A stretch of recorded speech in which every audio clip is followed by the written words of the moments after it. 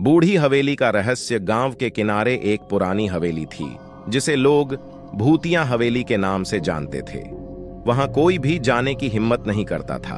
हवेली के बारे में कहा जाता था कि वहां रात को अजीब अजीब आवाजें आती हैं और रोशनी अचानक जलती बुझती रहती है।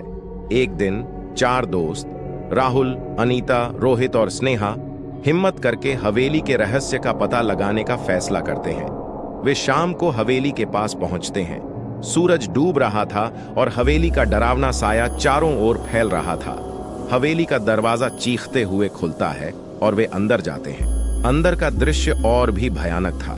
दीवारों पर जाले और पुराने चित्र थे जिनमें से कुछ का रंग उड़ चुका था। अचानक एक पुरानी घड़ी की आवाज आती है। चारों दोस्त डर के मारे एक दूसरे को कसकर पकड़ लेते हैं। जैसे ही वे हवेली के दूसरे कमरे में जाते हैं, एक अजीब सी सर्दी का एहसास होता है। अनीता कहती है, मुझे यह जगह बिल्कुल भी सही नहीं लग रही, हमें यहां से चलना चाहिए। लेकिन राहुल कहता है, हम आए हैं तो कुछ न कुछ तो पता लगाकर ही जाएंगे।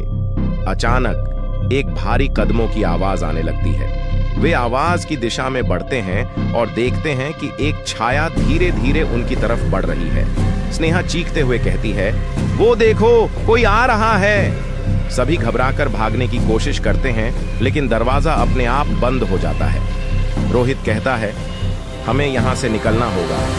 तभी अचानक एक बूढ़ा आदमी प्रकट होता है। उसके बाल सफेद थे और चेहरा झुर्रियों से भरा हुआ था। वह कहता है, तुम लोग यहां क्यों आए हो? ये हवेली अभिशप्त है, यहां से जल्दी भाग जाओ। चारों दोस्त डर के मारे कांप रहे थे। बूढ़े आदमी ने उन्हें एक गुप्त रास्ता बताया जिससे वे बाहर निकल सकते थे। जैसे ही वे बाहर निकलते हैं, हवेली की सभी खिड़कियां और दरवाजे खुद ब खुद बंद हो जाते हैं। बाहर आकर वे महसूस करते हैं कि उनका पीछा कोई कर रहा था। हवेली से कुछ दूरी पर जाकर वे रुकते हैं और पीछे मुड़कर देखते हैं।